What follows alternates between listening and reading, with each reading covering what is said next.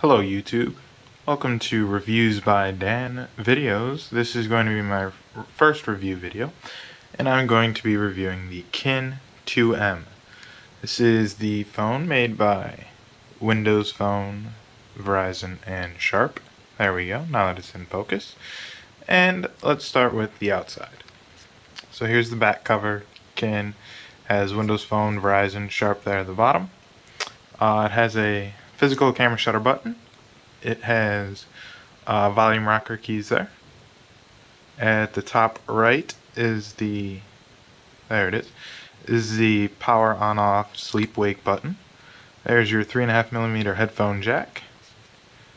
If we move on to this side, you just have the little push there to get the back cover off. And at the bottom here you have your mini USB jack, and that covers the outside. You have a capacitive touchscreen. You have a sensor so that when you're in a phone call, your cheek won't touch anything because it'll automatically lock the screen. You have your earpiece there, your microphone there, and your back home button here. If you hold this button, it acts as a home button and it'll take you back to the home screen. Otherwise, if you just tap it, it's just a simple back button. So let's get started. Here's the lock screen. It gives you a nice clock, and if you wait a little bit, you get this, which you can press, and this gives you all your status information. You know, Verizon Wireless 3G, I'm on Wi-Fi, the date, the time, the alarm, the ringer, volume, and your battery life. You just simply peel it back like so. And this is your home screen, or your app screen. You have contacts, messages, phone, settings, camera, alarm, calculator, calendar, browser, music and more, email, and search. And then if you swipe to the left, you have your favorites page. Right now all I have is Facebook, Twitter, and AAA. But you can add one by just simply pressing this plus button. Then it'll take you to your contacts list, and you can just simply add one. So let's say I wanted to add my local golf course. I can just tap that, and there you go. And then to move these around, you double tap the screen with 2 fingers. Then you can just move them around wherever you want, and you can either double tap or hit the back button to save it. So let's start with contacts. If you open up your contacts page, this is the view you'll get, and your favorites will be in bold and have a picture alongside them. Up in the top right there is a new contact button, so if I were to tap that, it'll give me a new contact card to fill out, you know, name, phone number, email, IM, address, birthdays, all that fun stuff, and a photo. So let's just back out of that. And one other cool thing is if you actually start typing when you're in contact mode, it'll search right away. It'll search your contacts, and then you can either call the person, you can tap it to open up the contact card where you have a little call button there, text button there, or I can just tap this to call, tap this to call, tap this to email, etc. So now let's go into messages. This is where all your messages would appear.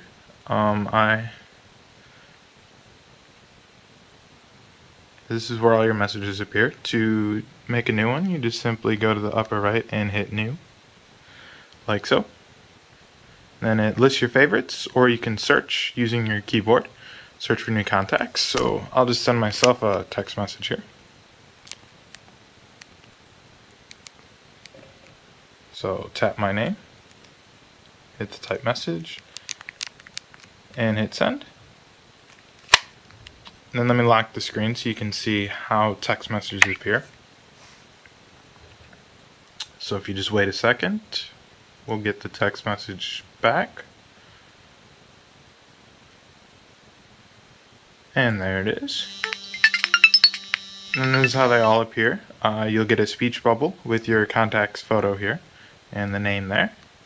You can open it up, and then you can just continue doing what you want. You can either X to clear it, or you can tap the speech bubble and it'll open up your conversation. As you see, it is threaded messaging. And then that's messages.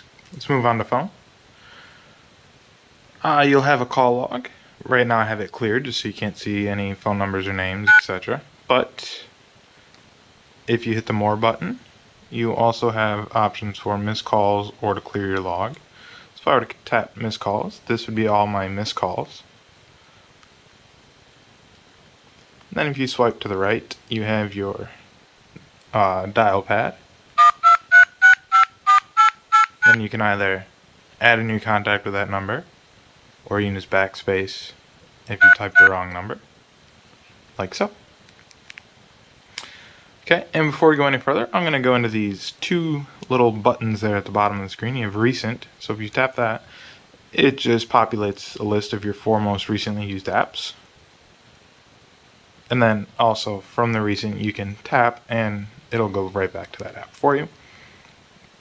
And then over here, like I said, this is just your status of everything with your phone.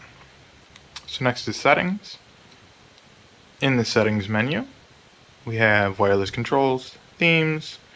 Although if you do ever want to change a theme, it only comes with blue, red, pink, green, and those are all you can get. And you also do have to restart your phone. Now then, there's sound, screen lock, browser, phone, email, date and time, language, about your phone, all that good stuff. Next is camera. So right when you open up your camera, it'll take you to the captured menu, which is just all the captured photos you have. Then you have favorites, and then if you swipe over one more, you can get albums. This is just all the photos you've imported from your computer using the Zune software. And then if you go all the way to the left, you actually have your camera, and then there's an on-screen button here. At the top, there are settings, and as well as a to video button. There it is in focus, to video. And then it's a 8 megapixel camera once again. It's pretty good, and it can also shoot in 720p, so HD video. Moving on to alarm. This is just a basic alarm, you can just set your basic alarms. Right now I have 3 set, if you swipe to the right, it'll turn it on. Swipe to the left, it'll turn it off. Then you have edit and new, so I'll show you what it looks like when you actually make an alarm. You just use this menu here to set the time. You set the frequency, the sound, and you can also include a note. I'm not going to save that though, so we're going to back and hit OK. Then after alarm, we have calculators. It's just a very basic calculator. As a matter of fact, if you switch from portrait to landscape mode, it doesn't even switch to a scientific calculator like on the iOS devices and other smartphones. And then we have a calendar here. So let's open up the calendar. First, it'll open up to today, and it'll list any events you have going on today, which I don't have any. However, if I scroll to the right, that's tomorrow. I do have an event, so this is what it looks like when you actually have something. And then you can either hit more or add a new event. So let's hit more and look at the month view.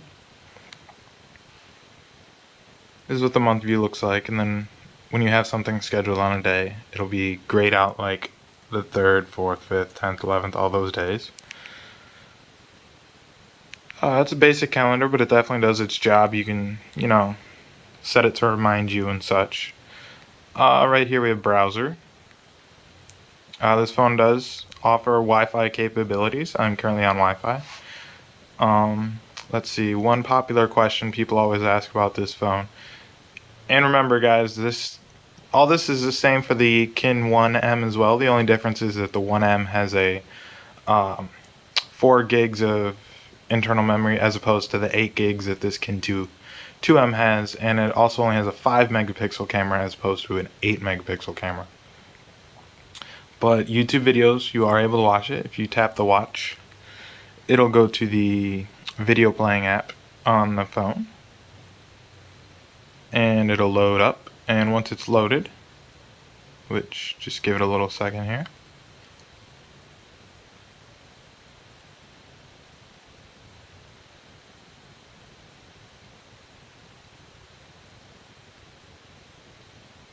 okay, apparently it's not wanting to work correctly. Let's make sure I am indeed on Wi-Fi here. Give me 1 second. Let me just reset my Wi-Fi, turn it on and off. Off and on. And yes, when you open this, if you tap the top one here, it'll bring you to your wireless controls. If you tap the date, it'll bring you to your alarm. And if you tap the ringer, it'll bring you up to quick sound settings here, where you can turn silent, vibrate, etc. So, yes, my Wi-Fi is not working here. There we go, now it's connected. So let's go back to the browser and let's try to watch this video one more time here. So, let's tap the watch video. Sorry. This really is not working very well here. Give me 1 second. Let's just totally back out of the browser here. And let's go back into it. So now that we're back in the browser, which has been giving me some difficulties as you've seen. Okay, so apparently my browser is not wanting to work. We'll try to go back to that later. But let's move on for now. Let's go to the Music and More app. If you go to the Music and More app, this is actually the Zune HD. Has all the same features, etc. I do not have a Zune Pass, so my Zune will be missing some features. But as you see, my phone was giving me some issues. So give me 1 second to work these out, and I'll be right back.